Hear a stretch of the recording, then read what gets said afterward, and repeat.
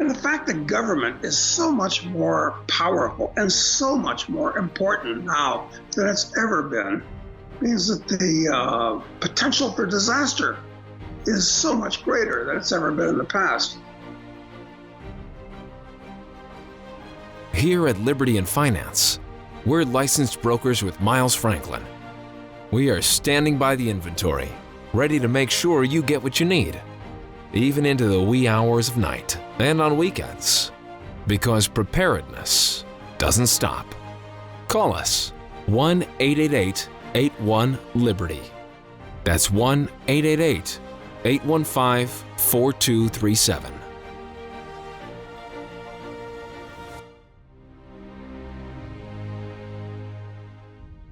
Welcome back to Liberty and Finance. We're honored to have this distinguished returning guest. Doug Casey is a legendary speculator. He also has a reputation career-long of being the international man and has explained to people strategies of reducing risk to living in a single jurisdiction only. He joins us again this Friday, June 17, 2022. Doug, thanks for coming back on Liberty and Finance. It's a pleasure, Donegan. I'm speaking to you today from my apartment in Buenos Aires. You've we've spoken from many different locations on your side of the camera, and I understand you travel various seasons of the year to different parts of the world. And that's one of the questions I wanted to ask you right off the bat before we get to some viewer submitted questions. And that is that in this time, we're coming off 2 years of lockdowns and all kinds of unprecedented border closures and restrictions on people's freedom of movements. You've built a career in part on helping people understand why they need to have their options open and being able to live and move between jurisdictions. Can you tell us anything new that has emerged through this experience that we've all been through and that you in particular have observed that might have adjusted your strategies and any recommendations you have for people at this time? I've advocated for years that people should have a second or, if possible, a third residence, a second or more, third passport, and so forth. But what's happened as a result of the great COVID hysteria, which is coming to an end, I hope, at least this phase of it, is that the World Health Organization appears to be using this as a wedge to require, eventually, soon, everyone to have in effect, a WHO passport, which will amount to a United Nations passport. So you'll have a passport or two from your home entity or entities, but you'll also have to show your international health card, which amounts to a UN passport. And eventually, they're going to go to wanting to chip everybody. It's so much more convenient than carrying paper around, you know. So the trend remains bad, and it's accelerating in the wrong direction. So that's what's happened in the last couple of years due to the COVID hysteria. So that's what you're observing on the environment that we're subject to. What about specific actions that people should or could take, any adjustment to their strategies that have emerged as part of this learning experience? What can you do? Other than what I mentioned, all you can really do is resist and be recalcitrant and not support the state and its minions and its stupid plans and ideas. I don't know what else you can do, frankly, other than try to augment your personal financial welfare, looking out for number one, in effect. You've talked to us in the past about some of the reasons that you picked the specific countries that you tend to travel between. Again, could you emphasize for our subscribers and for our viewers principles around that? What are the things you're looking for in places that you'd like to live or visit? Well, I've been to something like 160 countries, most of them numerous times, lived in 10 countries. So where do you want to go to maximize your personal freedom and financial opportunity in today's world? Well, your choices are becoming more and more limited as the world itself becomes more and more homogenized. I mean, there's a McDonald's and a Pizza Hut and a Burger King and so forth in almost every country in the world. So they're all starting to look more and more alike. So where's the best place to look at, where to go today? I remain a fan of so-called third world countries, which are no longer the primitive backwaters that they used to be. All over the world, you have good internet, good medical, good everything. The third world has really improved itself generally. But I'm drawn towards Latin America and the Orient. Those are the two areas that I favor most at this point. And what are the principles that lead you to that conclusion, just so people can understand how you're thinking towards that? Well, the nice thing about the Orient is that you're not really an element. In other words, you're a Guaylo, you're a foreigner, you're a white ghost. If you live in Thailand, say, you're never going to be a Thai, and you're tolerated because there's not too many of you, and you're not a threat, and you bring money to the economy. So places in a country like Thailand, which is, I'd say, probably my first choice in the Orient anyway, for lots of reasons, would certainly be one place to go. And Latin America, different story. This is a country of immigrants, or I should say a continent of immigrants. And you can pretty well meld into society if you want, or you can isolate yourself.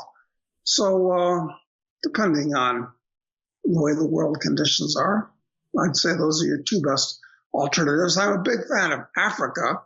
If you're young and adventurous and want to make a fortune, because I like to go places where there's an on-level playing field. I don't believe in level playing fields. If you can take advantage of being on the right side of the slope. Europe is, frankly, a dying continent. Where do you go? Australia, New Zealand? They've both turned into police states over the last couple of years.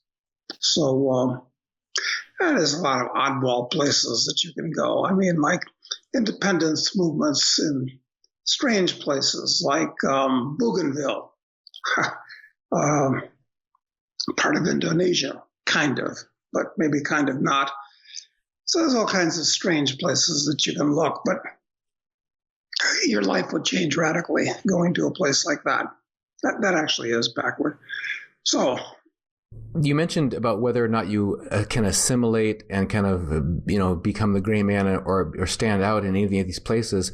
That's one of the concerns that people have expressed, is that if you're in a place where you do stand out, and if times get tough and the lubrication of tourist money stops flowing and people become locally more desperate, that you might be seen as a presumed to be the wealthy American or whatever, and automatically seem to have a target on your back. What are your thoughts on that concern that people do bring to the question of where they should relocate? Okay, that's a good question, but it's a problem anywhere, including in the United States, which is increasingly being plagued by class warfare. So if you live in the wrong environment, in the wrong part of the country, perhaps even in a city, I mean, you might be attacked the same way. It's rich people against poor people, as much as anything else. But all I can tell you is that in all the time that I've lived in foreign jurisdictions, it's never been a problem. Now, if the world falls apart, as it may, well, perhaps things will change. But it doesn't matter where you go. I find that it's better to have more money than less money. And if people hate you because you seem to have more money, well, that's just the way the human chimpanzee psyche is structured.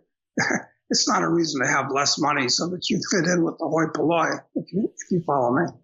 Over this entire 2-year period of lockdowns and that sort of thing. You've talked to us early on, and it was very interesting the way you framed it up. You said there's going to be three main impacts of increasing severity, but decreasing awareness that people are going to have about it. The first, that's most obvious to everyone, is the actual medical crisis that we were facing, whether it in fact was a medical crisis, whether it needed to be, played as badly as it was, et cetera. You said that's the primary one that a lot of people are going to focus on. It's probably the least long-term impactful of the three. The second was an economic crisis that was formed by many of the mechanisms, the lockdowns themselves, the travel restrictions, the freezing and fracturing of the supply chains, global supply chains. And then the third was the most persistent, pervasive, and insidious of all, and that is this culture of control, loss of privacy, sort of the big brother state taking over, never letting a crisis go to waste. Any additional thoughts you'd like to share with us on sort of the big lessons that we may be missing from what we've just been through and what we're now going into? Well, my guess is that now that the first COVID hysteria has passed, they're going to come up, the people, the kind of people that go into government are not interested in controlling physical reality. They're interested in controlling other people, manipulating other people. And they found that this medical stuff is a great way to scare people into doing what they're told. So I expect we'll have a COVID 2.0 and a COVID 3.0, or maybe it'll be monkeypox, or maybe it'll be something else. And it'll be a reason for getting everybody properly documented or chipped or whatever it is. That's not going to change. And in addition to that, of course, we've got now the war in the Ukraine. I mean, this is nothing but a border dispute between two shithole countries. This is the type of thing that's gone on in Europe for 1,000 years. It's a big nothing. Basically, the whole thing was fomented by the U.S. So do I support the Ukraine? No, I don't. It's an area, not a country, really. It's only recently become a country. And, do I support the Russians? No. But I understand the beef that the Russians have for having attacked the Ukraine. I think it was a big mistake. But what were they going to do? The Ukrainians killing tens of thousands of people in the Donbass since the Maidan revolution. Anyway, that's a bad thing. What else do they have on the runway for us? Oh, climate change or global warming or whatever it is, which is more nonsense. Using science as a means of scaring everybody and changing the world economy. So, we've got other good things in store for us. I suspect climate change is going to be the big one.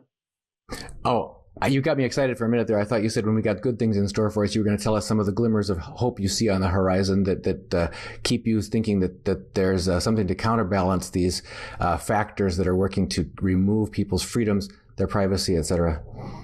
Good things on the horizon. Well, there's two important things. Number one is that the average person is genetically wired, like a squirrel, to produce more than he consumes and save the difference because winter's coming.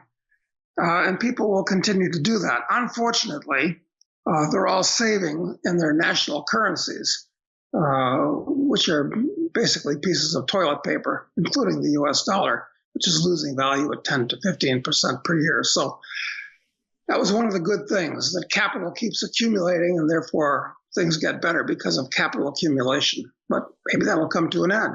Second thing is technology has been advancing at the rate of Moore's law for a long time. And hopefully that'll continue. But if you don't have capital, well, you can't advance technology, especially in today's world. So there's a reason for optimism and a reason for pessimism. I'm still a believer in the eventuality of Ray Kurzweil's singularity, which will change the nature of life permanently and irrevocably and hugely, unrecognizably. But the bad guys will try to pervert that somehow too. So I guess all I can say is we'll have to see what happens, because we're going into terra incognita, okay, where anything can happen, and maybe will happen. Anything that you can imagine is possible at this point, good and bad. But for the next 10 years, I think it's going to be mostly bad. The financial meltdown, which is occurring now, it's something we talked about in the past. So the idiots that were involved in the stock market are getting what they deserved. The fools that own a lot of long-term bonds are getting what they deserve. Both of them are just at the beginning of a nasty bear market. Commodities have done pretty well. Another thing we talked about. So that's been good.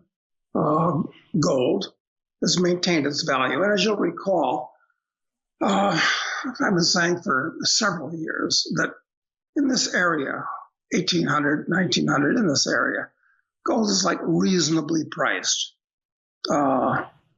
So I continue to do my savings with gold, but it's not like give away cheap prices the way it was back in 2001 or 1971 for that matter. Although I remain a bull on gold and gold stocks, which are very, very cheap relative to everything else. That sums it up, I guess. If we could, before we leave this topic, if we could touch one more, something you just mentioned in passing a couple times there is the propensity, kind of the natural bent of humans, like animals, to work hard and save for the future against hard times ahead. In order to do that, as you pointed out, it's important to know what you're saving with and what you're saving in. Something that's durable, non-perishable, is going to maintain purchasing power, and why fiat currencies are not. They're proven to not be a good candidate for that. Can you talk just a little bit more on that topic before we move on? Yeah. You should try to produce more than you consume and save the difference, but save in gold and secondarily in smaller amounts in silver. Although I think at this point, silver may be a better speculative vehicle because it is relatively cheap, much cheaper than gold. And I'm interested in cryptocurrencies and have been involved in them for about 5 or 6 years, and they've been very, very good to me. But most of them are crap. There's 18 or 20,000 of them. Most of them are going to go to zero. But I think Bitcoin is going to be fine, and a few others are going to be okay. They've got a lot of advantages as money, and that'll come to the fore as governments in desperation try to digitize their national currencies, which will just make the situation worse from absolutely every point of view. So I'm still a fan of Bitcoin and a very few others. We've had, you mentioned also near the end of your previous section talking about commodities as a place you see of promise in the next leg of this financial confusion that we're wandering through together. And food is one of the things, or stuff that's used to produce food, are some of the things that people are concerned about. We've seen already sharply increasing prices in foodstuffs, and are told from farmers who see those producer prices months and months before the consumer is eventually affected by them, saying that you haven't seen anything yet, perhaps food prices doubling yet this year, etc. In the face of that, we've also had this mysterious rash of disasters at large food producing facilities, whether it's fires, etc. Could you talk to us about commodities in general and food or other vital commodities in specific, and any concerns you have about the availability and the ability to continue to either own or invest in those going forward? So if you could just start out with the general commodities approach. Well, the last time or two we've talked, I'm sure that I've mentioned a lot on commodities from the bullish side, which I am. And as we speak, corn and wheat and soybeans are all pretty close to their all-time highs.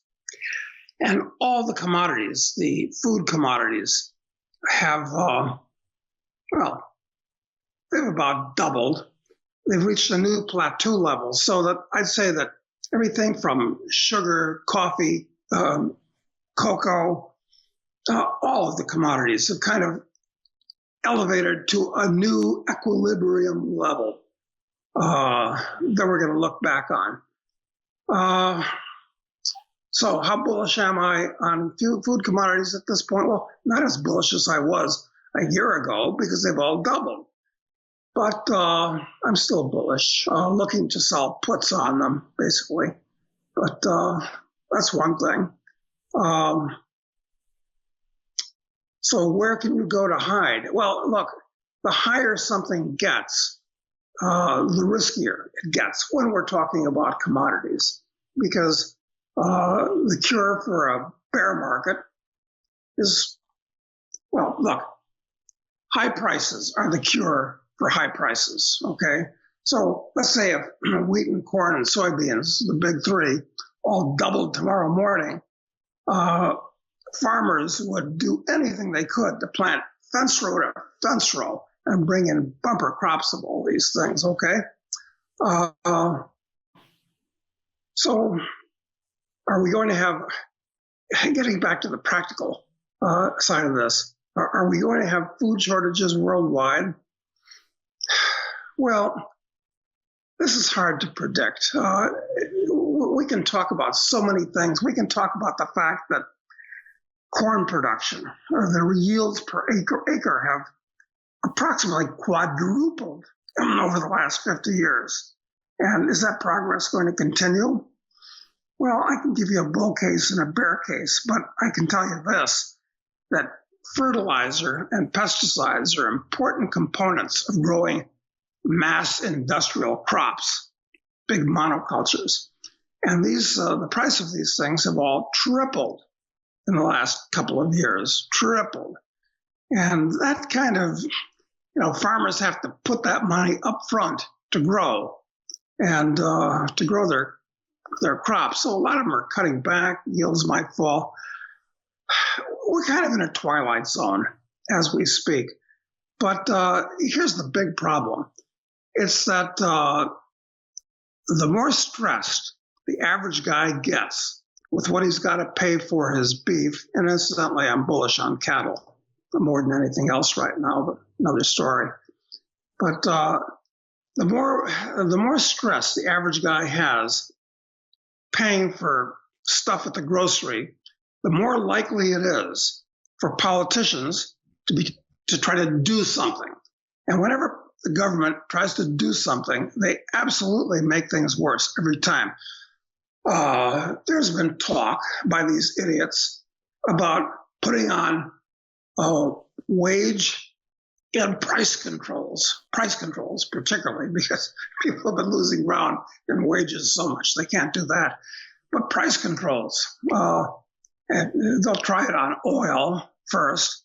They'll try it on everything, which will just create shortages. So, and the fact that government is so much more powerful and so much more important now than it's ever been means that the potential for disaster is so much greater than it's ever been in the past. The solution to these problems, of course, is getting rid of the state. I mean, not just cutting it back. I mean, abolishing most of the government agencies that we have in the U.S. and most countries have, and not just pulling them out by their roots, but putting Agent Orange in the soil where they grew, if you want to talk about agriculture. But that's not going to happen. So I don't know if that's an answer to the question or not, Donovan. Well, it certainly helps to frame up the importance of foodstuffs as part of the overall picture of commodities. So part of the question, which was submitted by Dave Humphreys, is what are Doug's thoughts on the hundreds of food plant fires that have occurred in the USA? Who's doing this? So I guess to generalize that question is just, do you believe, other than the incompetence of government and the natural destructive effects of global lockdowns and supply chain disruptions, do you have any reason to think that there's an intentionality but trying to actually make food scarcer or more difficult for people to increase the severity of the crisis that may be forming? It was a couple of years ago, 3 years ago, that an outfit called Deagle, which is in the same business as Jane's, they analyze weapons and things of that nature, came out with a report and never followed it up with anything else that predicted that 20, 30, 40% of the population of a lot of the world's countries were going to die by 2025. It was an outrageous report from a generally reputable source. Haven't heard anything about it since then. So are malefactors out there that would like to see most of the world's useless mouths as that moron? Well, he's not a moron because he's highly intelligent, but I'd say he's an evil fool. Novel, I don't know, whatever his name is, that wrote these books. That he's kind of like the court intellectual for the World Economic Forum. So these fires in food production plants, I don't know, is it a figment of the media's imagination? Are they having more fires than usual? I don't know. I'm not boots on the ground at these places. I can't tell you. But I guess as a tangent to your question is, I expect World War III is fomenting, and World War III will be primarily biological in nature, secondarily cyber, and only in a tertiary way, nuclear, and in fourth place will be conventional. But we're definitely going to have World War III, and I think it'll be much more unpleasant than World War II, and very different from World War II. So maybe this is part of it. Maybe they're just, I don't know. Listen, I don't have firsthand information. I just know what I hear on the news about these supposed fires, which I guess are real. Anticipating the potential for a major conflagration, whether you call it World War III, what kinds of preparedness steps? You've already mentioned people trying to accumulate capital in a durable form, and also located in a jurisdiction or jurisdictions that seem to be the least unfavorable to your freedoms and privacy. Additional thoughts that you have for people making preparedness for hard times ahead? Well, if you live in a major city, don't. I'd go to a small town, go rural. Not suburbs, but rural, a small town, if you're in a position to do so. Unfortunately, most people aren't in a position to do so. So I wish them well, but I think they're in trouble. So that's one thing you should do. You should become more self-sufficient. You should, set aside a whole bunch of things that are essential as much as you can. Food and basic commodities and weapons and things of this nature. Can't go wrong doing that. And as you've relocated, how does that play in? Because often people get a little bit confused as they're trying to make preparedness, trying to set aside stores of food or other supplies, and then they think about relocating. It's a real logistical challenge, thinking, if I have my stuff here, do we have caches of stuff in multiple places? I mean, what does that fit into your overall philosophy about being an international man? Well, look, it's a question of your personal financial posture. So if you don't have any money, you have to adopt a different methodology. Like, one of my, he's a pretty old friend of mine at this point, is a professional hobo. He owns nothing. And he travels light, and he's as happy as can be. It's a whole other story about how you live with nothing and do well and be happy. Well, that's not the path that I've chosen. So, I've got how many? Way too many places to live in different countries and all that. And they present their own problems because you have to maintain them, and you have to pay people. This is just a problem of being alive.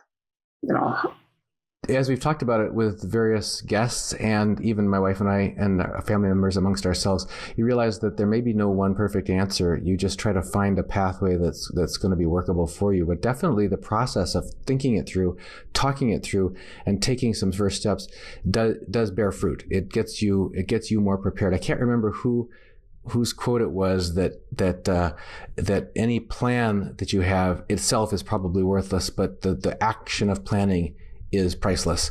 So the actual process that you go through and the thought processes that it gets you prepared for being more flexible in the event of different things that might occur. Well, you're absolutely right, because most people just don't think about the future. They live life from day to day, which is okay. But Clausewitz said, beginning of the 19th century, he said, no battle plan survives first contact with the enemy. And Mike Tyson kind of updated that with, everybody's got a plan till they get punched in the mouth. And that's kind of the way it is. So, but yeah, nonetheless, it's good to have a plan. Not having a plan is a bad idea. Well, Doug, I not only get to thank you for having made time in your schedule, but from different parts of the world when we've been able to reconnect with you each time. And I'm grateful as our viewers. So on behalf of our entire audience of 70,000 and growing subscribers, I want to thank you for joining us again on Liberty and Finance and help people know where they can find your ongoing writings. Well, internationalman.com. It's a free blog. And I write there weekly, as do several other guys, which are all excellent. So everybody should go to internationalman.com and opt into that. And I do urge people to buy and read the novels, Speculator, Drug Lord, and Assassin, so they don't fall behind, because the next one will be forthcoming. That's number 4 out of a series of 7. It's called Terrorist. And go to youtube.com, where we have Doug Casey's Take, which I do generally weekly. We've been speaking with Doug Casey, international man and legendary speculator. Doug, thanks for joining us again on Liberty and Finance. Pleasure, Donnie. Miles Franklin Precious Metals is one of America's oldest and most trusted bullion dealers. Miles Franklin is A+ rated and accredited by the Better Business Bureau, licensed and bonded, and has 0 complaints ever registered. Here at Liberty and Finance, we are licensed brokers with Miles Franklin. To order, simply call us, discuss your needs, and we will let you know our live inventory, prices, and availability, and lock in your order over the phone.